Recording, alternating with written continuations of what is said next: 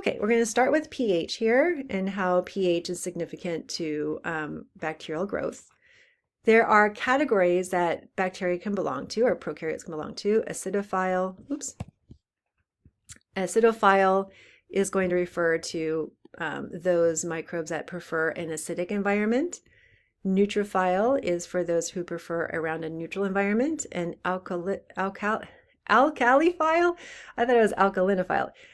This is going to be those microbes that prefer a basic environment or alkaline environment.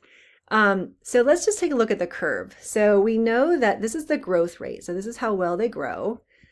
And we can see that an acidophile grows at its peak around like in the middle of the threes, like let's say 3.5. And as you walk away, right, as we move away from that optimum growth pH, we can see that growth rate declining until it reaches 0, which means that acidophiles love acid, but they can't tolerate anything around a pH of 1. So this is their sort of area of growth. And they also can't tolerate or grow at a pH of 5.5. So they have this range of pH where they can grow. Even though they don't grow very well, they can, at a pH of 2, they can grow, but just not at their peak. Their peak would be at a 3.5. The neutrophile, same thing. We can see the peak at 7 and doesn't grow at a 5.5. It does not grow at an 8.5. And then alkalinophiles will have, so the optimum pH you don't need to memorize. Like you can look at a graph like this. I would like you to look at a graph and tell me like what their optimum pH for growth is. And then as you come away from that, it's equal in both directions, right? So equally acidic or equally basic. If we diverge or we move away from that optimum pH, you have these very similar declines in growth. This is why adding acids to foods is a way of preserving foods, because the food microbes that so food spoilage microbes are usually our neutrophiles. However, if you have acidic foods or foods that are preserved in acid, you can keep the foods longer. They can be preserved for future eating because you've set up this acidic environment where most bacteria can't grow. So in history, right, we have our fermented milk into yogurt, and you can keep that product longer. Acidic foods have been a mainstay of human diet for centuries, partly because most microbes that cause food spoilage grow best or near that neutral pH, and they do not tolerate acidity well. So when you add acids to foods, like raw foods, like I'm thinking about ceviche here, I think a lot of times you'll hear that, oh, the acid cooks the food. It doesn't cook the food, it just kills the microbes, because those microbes that might make you sick are going to be in the neutral zone. And then they're going to get killed if you sprinkle like lemon or lime on them. Lemon and lime is like around a 2. So it's really acidic. So you can see that it could kill those neutrophiles that might be in your ceviche. All right, our second topic here is going to be osmotic pressure, which is the amount of solutes surrounding the cell. What would happen if you placed a bacteria in very salty or hypertonic environment? So you can see that this environment here is an isotonic environment. The cell is just fine. If you put it in a very high salt environment, the water is going to get pulled out, right? Osmosis says that water will move to a higher solute concentration. So if you dunk a bacterial cell into a bunch of sugar or a bunch of salt, it's going to pull the water out of that cell and then shrink the cytoplasm to where no chemical reactions can happen, because water is really required for chemical reactions to occur. So if you shrink the cytoplasm and draw out all the water, you can kill the cells. Can this kill vegetative cells? Yes, because it's the plasmolysis that's occurring here. Remember that word plasmolysis for the shrinkage of the cell membrane. Can this kill endospores? Why or why not? So no, Endospores, right? These spores are dormant structures and they're actually dehydrated already. So there's no water in them. So if you put them into a salty environment or a sugary environment, it does nothing to the endospores. So endospores are not harmed, but any living cell is going to be killed. And this is why we have preservation also for foods with using high osmotic pressure. So whether we dunk the foods like fruit in a bunch of sugar, it would kill any of those bacterial cells that might be on the strawberries. You can cure salmon this way, right? Any bacteria on the salmon will get their water pulled out by all the salts. And then honey is 100%, very hypertonic sugar. And I know that there is, the home remedy of putting honey on a wound, but it's the same concept where if you put honey on top of a wound, it's going to draw out the water from any bacteria that are present, and it can kill those bacteria.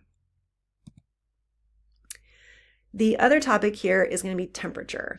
So this is really important. We have different, microbes that grow at different temperatures.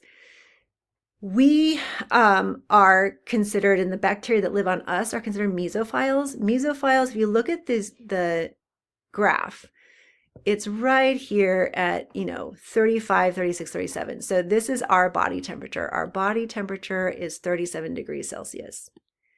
So you can think that anything that lives on our body, any microbes that invade our body, any pathogens, they have to be mesophiles because they have to be able to live at our body temperature. There are other bacteria out there that love other temperatures. So a thermophile, right? Phile means to love. Thermophiles are best at 60 degrees Celsius. Hyperthermophiles are best at like 100 is boiling, right? So they love that. Hyperthermophiles are going to be found in like really hot environments, like the springs, hot springs, or like deep in the ocean. And then we have this other two categories. These seem very similar. They're psychrotrophs and psychrophiles. They differ slightly. Psychro means cold, and they differ slightly in their range. Psychrotrophs grow best around in this like 25 or 24 region, and then psychrophiles like it even colder. So look at psychrophiles. Here's 0 degrees Celsius. This is freezing. Psychrophiles are not stopped by freezing temperatures. They can keep growing. So at 0 degrees, right, they're still growing pretty well. They're right here. It's not until you get -10 that they stop growing. So one detail I want to share with you on this graph is that notice that the curves are not even. Like the curve, so let's look at the mesophiles.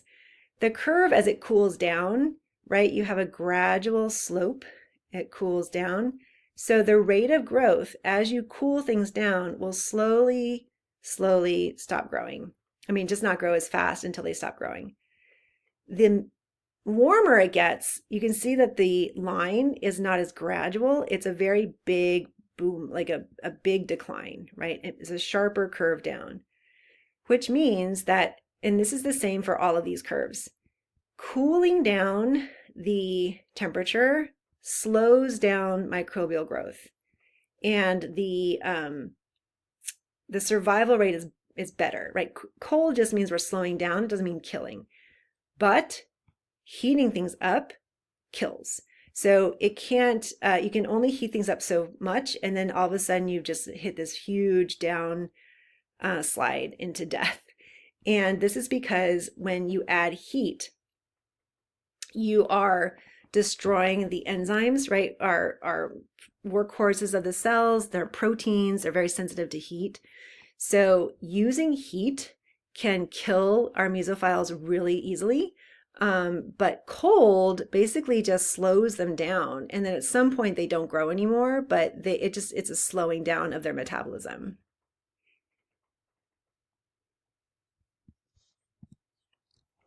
So these are the effects of temperature on microbial growth. So there's going to be always an optimum growth temperature. As you saw, there's an optimum growth pH. And notice how the curve is different on both sides, right? Because we have a cooling. As we cool, we're not killing cells, we're slowing them down. As we warm, we're killing them. And then this is an example of a mesophile. So mesophiles will grow okay at 22, better at 30, but the best at 37. So this is our optimum growth temperature. Some questions for you to think about. Why do we refrigerate food? Right? So this is our cooler temperature. So we're going to slow down microbial growth. Are we going to kill them in the fridge? No. Okay. Does food spoil in the refrigerator? Of course it does. Why? Just because you're slowing down bacteria or molds doesn't mean that you're killing them, right? So given enough time, if you have some can of whatever in the fridge for long enough, it's going to get moldy, it's going to spoil. Now, I want to show you back to this guy, psychrotrophs. The refrigerator temperature is where psychrotrophs love. So this optimum temperature here, around in the sort of mid to low 20s, this is the temperature they love to grow at. So this is your refrigerator temperature. Okay. So for specifically psychrotrophs, organisms that are labeled psychrotrophs can spoil your food in the refrigerator easily because they love that temperature. Can they also infect humans? Yes. Notice how there's an overlap here, right, with mesophiles. They can, right? They can grow in people, but our temperature is going to be 37, so it's not going to be, I should take that back. Psychrotrophs, so the way that they can cause issues with humans is they can make toxins that can enter into their bodies. But the mesophile temperature, our temperature is here. So psychrotrophs, even though they spoil food, they can't like infect us as a person, but the toxins that produce in the food can affect our bodies. So psychrotrophs are forms of food spoilage microbes, and psychrophiles are different. They are much colder. They're found in the environment and like snow and things like that. So they're not going to be in your fridge. They're going to be much colder. What category of microbes would not be slowed in your refrigerator? So this is going to be your psychrotrophs. Okay. What temperature category would all human and animal pathogens be? Why? Well, these would be your mesophiles, right? Your mesophiles love your temperature, and so they're going to grow best at your temperature. So anything that comes into our body, that lives in our body, is going to like to live at that temperature. If you want a mesophile to grow in the lab, where would you put it? So when we do things in lab, we put things basically in an incubator, and the incubator is set at 37 degrees Celsius, which is body temperature. If you want a mesophile to stop growing, where would you put it? So let's see, right? Here's our mesophile. If we want it to stop growing, we would put it in something where we have like under 10 degrees Celsius, because that's when they stop growing.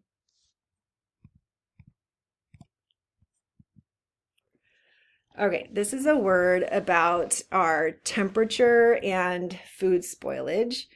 There is a phrase called temperature abuse. So basically, there is a danger zone, okay, in this temperature range, which is our temperature abuse.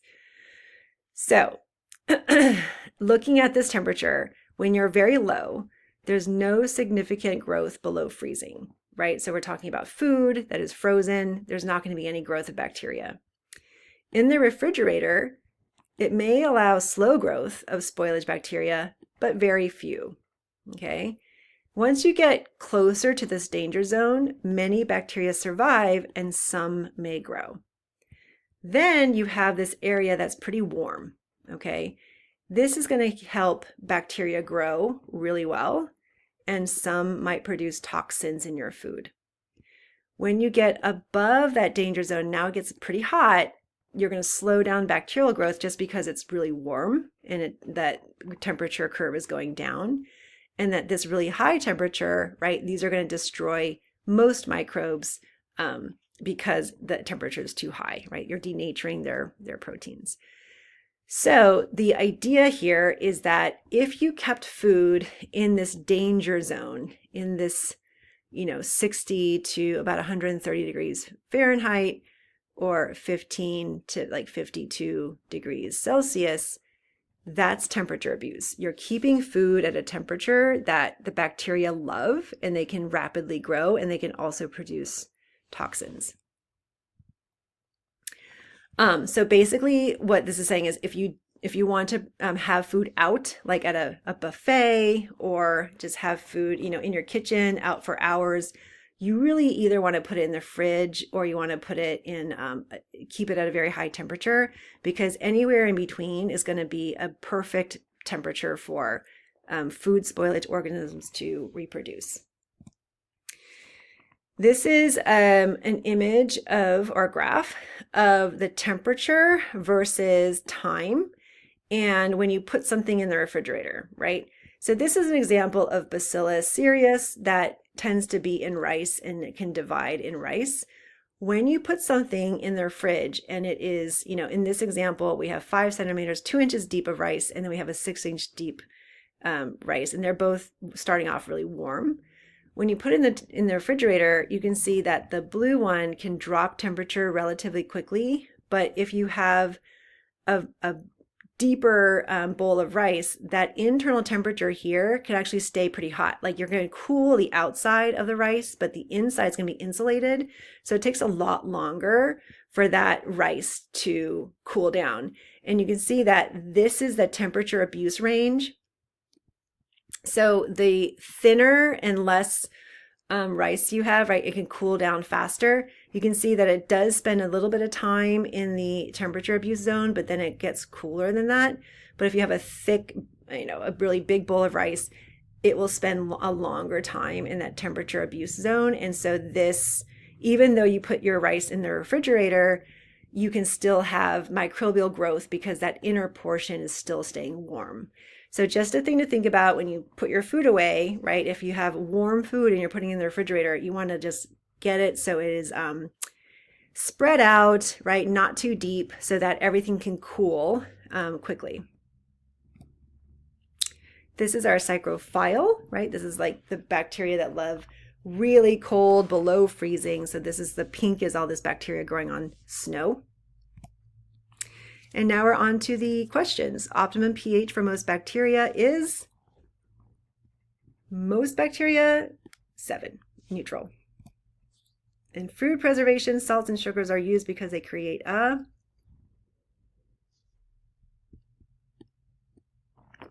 hypertonic environment. Water is pulled out. Chemoautotrophs and photoautotrophs derive their carbon from, so remember this is autotroph, carbon dioxide. They're self-feeders. They can take inorganic carbon dioxide and make organic molecules. Most animal pathogens are mesophiles, right? Optimum growth temperature is one at which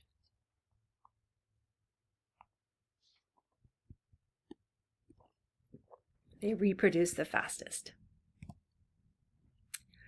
Just a little bit of a review. Can you culture a virus? What do you need? Can you culture a virus? Yes, you can. What do you need? You need cells. Viruses are parasites of cells, and so you need some kind of cell, right? We looked at eggs can be the cells that you can grow viruses in, animals, tissue, but you need something, right? You need a cell. Can you culture a parasitic bacterium? There's a couple bacteria here that are parasites. They have to enter into your cells. Yes, you can, right? What do you need? You need those cells, right? So yes, you can culture viruses and bacteria that are parasites, but you do need to provide them with their host cell. All right, which type of medium suppresses the growth of unwanted bacteria and distinguishes colonies of the desired microorganisms? So this is kind of a review question as well. If you want to suppress unwanted bacteria and distinguish colonies of the desired organisms from other organisms, that's going to be selective because you only want the bacteria you want, and you want to distinguish some differences. So that's differential. So the answer is going to be C.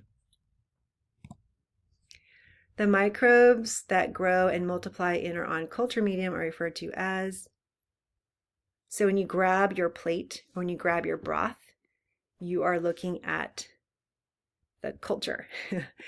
So the culture medium, right, that can be a broth or an agar. But if you're looking at something that's growing there, you're like, oh, this is my culture of E. coli. This is my culture of Staph aureus. What can be added to a medium when it is desirable to grow bacteria on a solid? This is from your lab. Solid, we're looking for agar. And that's it, guys.